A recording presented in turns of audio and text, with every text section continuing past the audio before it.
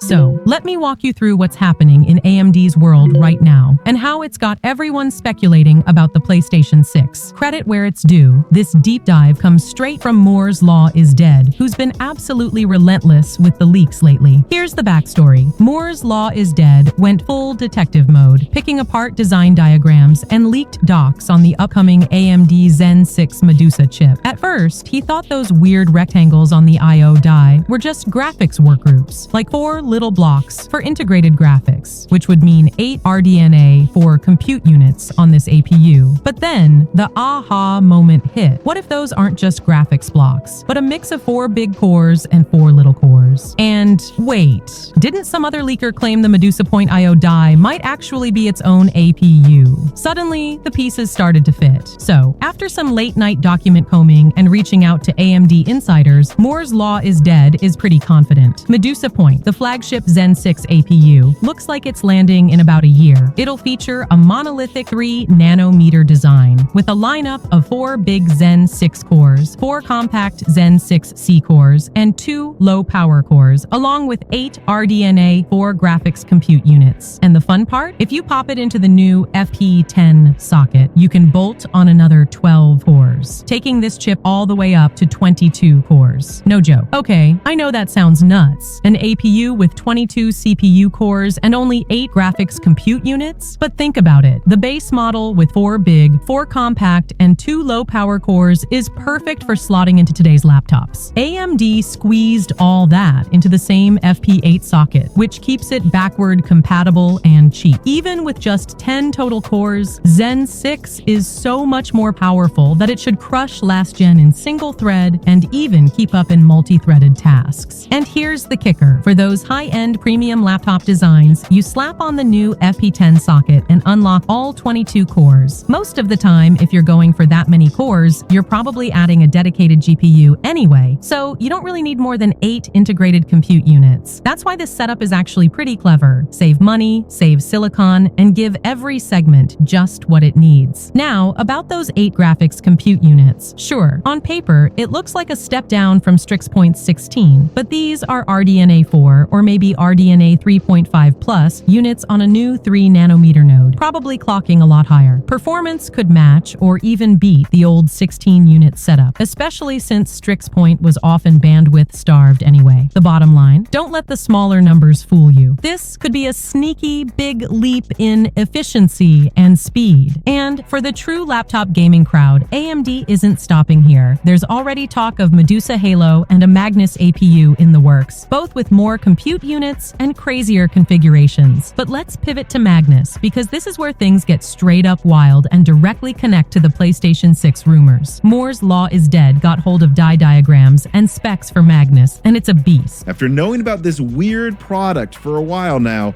I feel ready to show you this mega APU. Although, before I show you what it kind of looks like, it is important for me to note that this is incredibly sensitive information.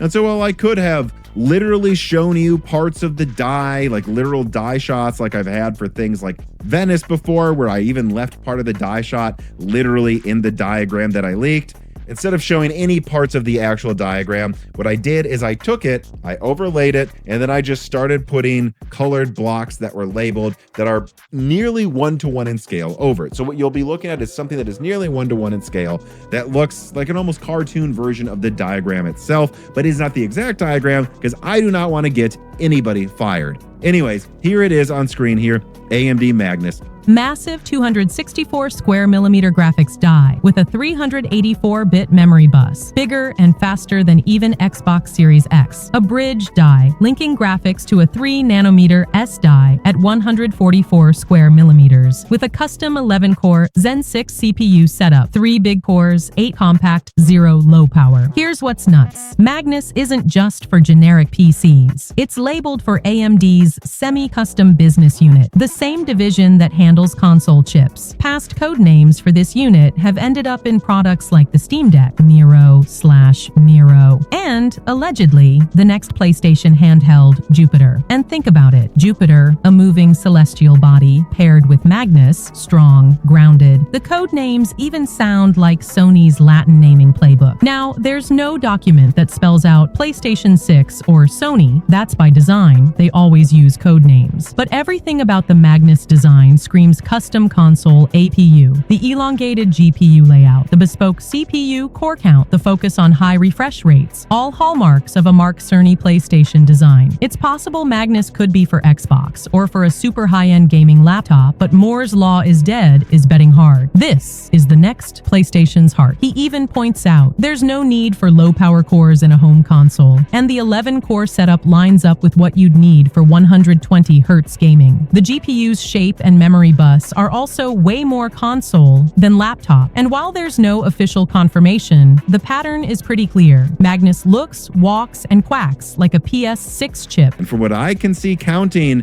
memory controller portions of it, it's a 384-bit bus. For those keeping track, 384-bit would be a bigger bus than is in the Xbox Series X, which had a 320-bit bus, and it's also a 50% bigger bus width than what you get with Strix Halo right now. This is the biggest bus width that we've seen in an APU since technically the Xbox One X, but of course this will probably use much faster RAM than what was in the Xbox One X, so this will be quite a powerful product. And then you'll notice there's a bridge die. Again, link this and other pieces of content. Watch those if you want to know more about the bridge dies. That connects the graphics die to an SoC die that is on 3 nanometer and is 144 millimeters squared. That right there is actually pretty large. That really stuck out to me as weird that it was this square, large die. Like bespoke, it seems actually, for this configuration. Probably not shared with anything else.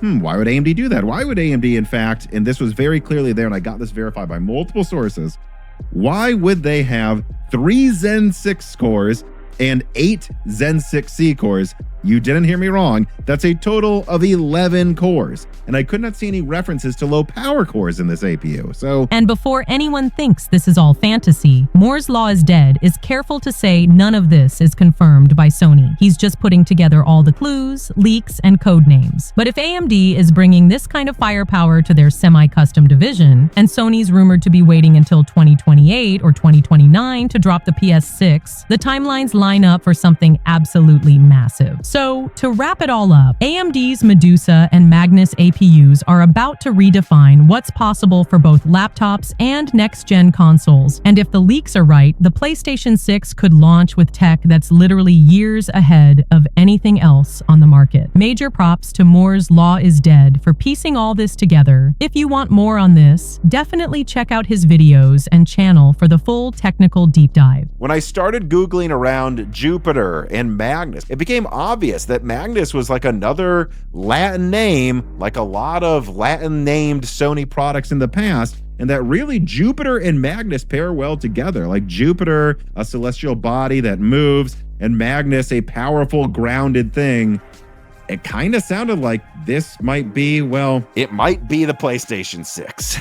And suddenly, once that hit me, I realized, doesn't this thing just look like a console APU? Look at it. It's lacking low power cores because it doesn't need them in a home console. Its CPU config is odd and bespoke. 11 cores? Probably because it only needs to do like 120 Hz gaming well next gen. It doesn't need to go beyond that at all, and that's the exact amount of cores you'll need for it. And I mean, heck, even the GPU shape of that graphics die. I don't know the number of compute units yet, but I do know that this long shaped thing looks a lot like how Mark Cerny of PlayStation tends to design their APUs. It's like a spitting image of a prior PlayStation APU's integrated graphics.